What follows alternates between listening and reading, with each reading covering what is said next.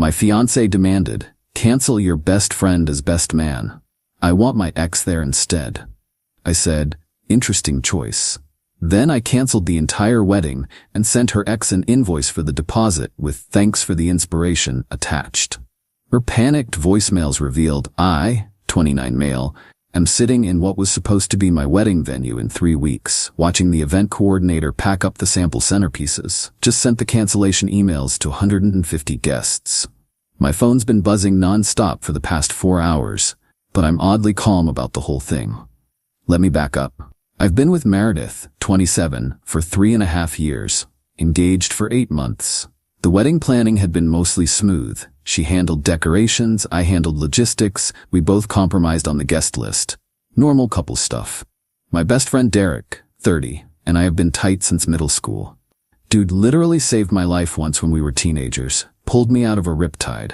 He was there through my dad's cancer, my career struggles, everything. Making him my best man wasn't even a question. Last Tuesday, Meredith drops this bomb over dinner. So I've been thinking, Derek shouldn't be your best man. I literally stopped mid-chew. What? Why? He's just not wedding party material. He's awkward at events. Derek's an engineer. Yeah, he's quiet, but awkward? The man gave a beautiful toast at his brother's wedding last year. Meredith, what's this really about? She fidgets with her napkin. I want Blake in the wedding party. Blake, her ex. The one she dated for 4 years before me. The one whose name still popped up on her phone occasionally. You want your ex at our wedding? Not just at it. I want him as a groomsman, maybe even the best man since you need to replace Derek anyway. I actually laughed. Thought she was joking. She wasn't. Listen, she continues. Blake and I stayed friends. He knows all our friends. He'll make the photos look better, and honestly, he's more presentable than Derek. More presentable? Blake's tall, photogenic. Derek's, short, balding. It'll throw off the aesthetic. The aesthetic. My best friend of 17 years should be excluded from my wedding for the aesthetic. And, she adds, like this is the deal closer. Blake already agreed to do it. You already asked him? Before talking to me? I knew you'd be weird about it. I set down my fork. Really looked at her. This woman I was about to marry just called my best friend unpresentable and went behind my back to recruit her ex. Interesting choice, I said quietly. She smiled, thinking she'd won. So you'll tell Derek? Oh, I'll handle everything. Wednesday morning, 8 a.m., called the venue, explained I needed to cancel. They kept the deposit, 10 grand, non-refundable. Fine. Called the catering company, another 3 grand deposit gone. Photographer? 2 grand. DJ? 500. Florist? 1,500. By noon, I'd canceled everything. Total loss about $22,000. Money I'd saved for 3 years. Then I did something petty, maybe even stupid. But it felt right. I made an invoice, a professional one like I use for my freelance design work. Addressed to Blake Hutchinson. Itemized list of all the deposits lost. Total due $22,000. At the bottom, in the notes section, thanks for the inspiration to cancel. Best man position clearly meant more to you than it did to her. Emailed it to him with Meredith CC'd. Then I sent a group message to all 150 wedding guests. The wedding between myself and Meredith is canceled. No drama, just realized we have fundamentally different values. Thank you for your understanding. Packed a bag, turned off my phone, and went to Derek's place. His reaction when I told him, dude, I never liked her anyway. Beer? It's been 6 hours. I finally turned my phone back on. Voicemails from Meredith, 14 texts from Meredith, 68, missed calls from her mom, 8, texts from Blake, 3. The first voicemail, timestamp 12:23 p.m., crying, "What did you do? Why is the venue saying we're canceled? Call me back." Second one, 12:05 p.m., angry, "You can't just cancel our wedding without talking to me." Third one, 1:15 p.m., panicked. "Blake just showed me some invoice. What is this? This is insane." Fourth one, 1:30 p.m., bargaining. Okay, Derek can be best man. Blake doesn't have to be in the wedding. Please call me back. Fifth one, 2 p.m., desperate. My mom is freaking out. Everyone's calling about the cancellation email. We can fix this. I listened to all of them. Blake's texts were actually hilarious. Bro, this invoice is a joke, right? I'm not paying for your wedding drama. Tell Meredith to stop calling me. The entitlement is staggering. She really thought I'd just accept it? Replace my best friend with her ex for photos? Derek's letting me crash here while I figure out next steps. We're currently 3 beers deep, playing Call of Duty, and honestly, I haven't felt this clear-headed in months. Update 1, 2 days later. The last 48 hours have been educational. First, Meredith showed up at Derek's apartment yesterday morning. Full makeup, red dress, she knows it's my favorite, holding a box of my stuff from our apartment. Derek answered the door. He doesn't want to see you. This is between me and my fiancée. Ex-fiancée, Derek corrected. I came to the door. Mistake. Baby, please, she starts. This is crazy. You can't throw away 3 years over one tiny request. Tiny request? You wanted to replace my best friend with your ex. I was thinking about the photos, our memories. Is that so wrong? You called Derek unpresentable. Derek, from behind me, I'm literally right here. Meredith ignored him. Can we just talk, privately? We can talk right here. She huffed. Fine, Mom wants to know who's paying her back for the dress. Her dress, $3,000 designer dress, that her mom insisted on buying despite us saying we'd handle it. That's between you and your mom. You canceled the wedding. You wanted your ex as my best man. I said he could be a groomsman, maybe best man. It was a suggestion. Derek actually snorted. You literally told Blake he could do it before even asking. She spun on him. This is your fault. If you weren't so, she gestured vaguely at him, this wouldn't have happened. So what? Derek asked calmly. Short? Bald? Not Instagram worthy? Her face went red. I didn't mean. Yes, you did, I said. And that's the problem. You prioritize appearances over actual relationships. Then came the tactical nuke. Besides, Blake's married. Record scratch moment. What? Yeah, saw it on Facebook yesterday. Got married 6 months ago. Small ceremony. Guess he didn't mention that when you were planning his role in our wedding? Her face went from red to white. She pulled out her phone, furiously scrolling. Found it. Her expression was something. He said he was single. Why would that matter if he was just being a groomsman? Silence. Then her mom's car pulled up. Patricia got out looking like she was ready for war. What is this nonsense about canceling? Do you know how much we've invested? I've invested $22,000 in deposits, Patricia. That's your choice. We bought the dress, the shoes, the jewelry. Again, your choice. I said we didn't need help. How dare you embarrass us like this? Everyone's asking what happened. Derek pulled out his phone, started recording. For legal purposes, he said cheerfully. Patricia went nuclear. You pathetic little man. My daughter was doing you a favor marrying you. You'll never find anyone better. I'd rather be alone than with someone who thinks I'm an aesthetic accessory. Meredith was now crying. Big dramatic tears. I just wanted nice photos. Is that a crime? No, but lying about Blake being single is pretty sketchy. I didn't lie, I just didn't know.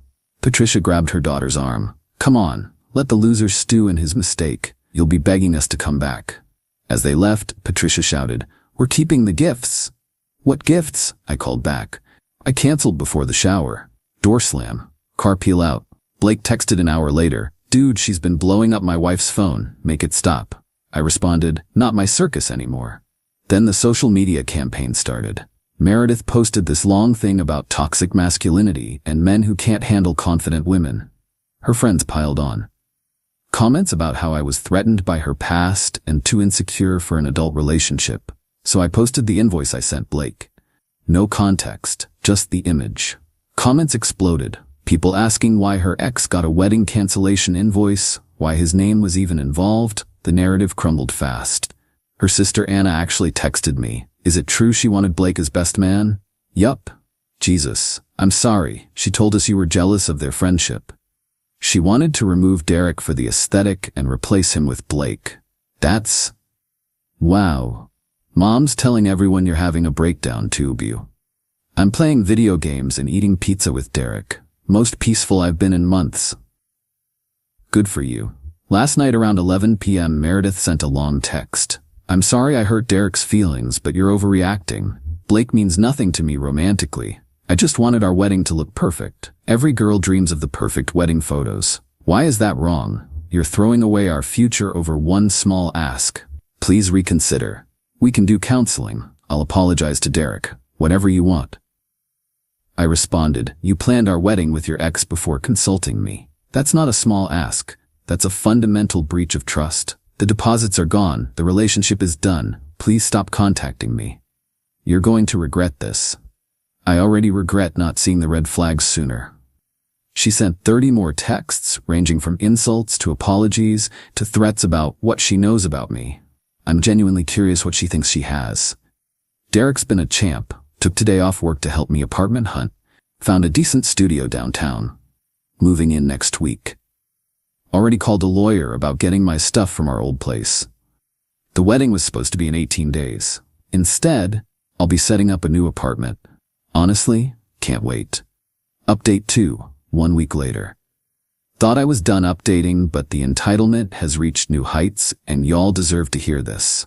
Moved into my new studio apartment 3 days ago. Derek and his brother helped. Was feeling good, finally processing everything in peace. Then Wednesday happened. Got a call from my credit card company about suspicious activity. Someone tried to buy $8,000 worth of furniture online using my card. Shipping address? The apartment I'd shared with Meredith. Canceled the card immediately, disputed the charges, and filed a police report.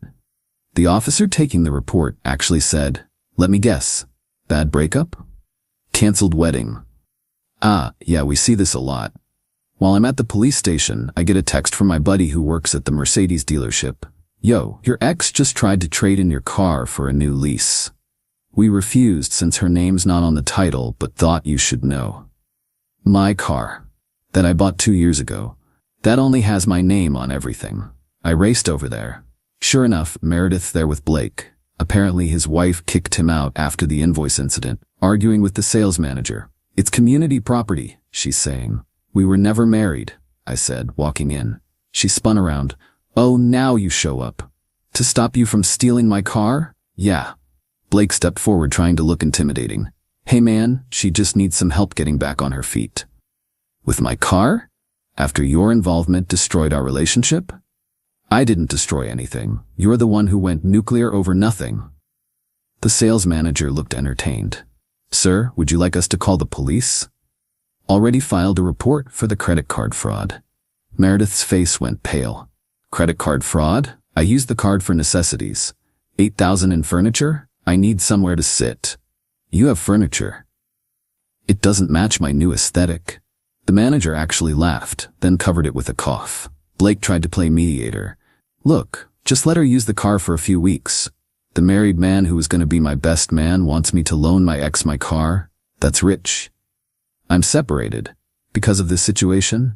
Silence. The manager suggested they leave. Meredith started crying again, but not sad crying, angry crying. "You've ruined everything. My wedding, my home, my stability. You ruined it yourself when you prioritized your ex over our relationship. It was about photos." Derek, who'd apparently followed me there, solid friend, piped up. "No, it was about control and disrespect." She turned on him. "Nobody asked you, Chrome Dome." Derek just smiled. Still bitter about the aesthetics? That's when Blake's wife showed up. Yeah, that escalation. Tall woman, designer, everything, looking furious. "There you are." Blake went white. "Babe, I can explain." "Explain why you're helping your ex steal her ex's car?" Meredith stepped forward. "We're just friends." "Friends? Friends? You asked him to be in your wedding. He told me he was helping a coworker move." Plot twist. Blake stammered. "It wasn't like that." His wife turned to me. "Is this the guy?"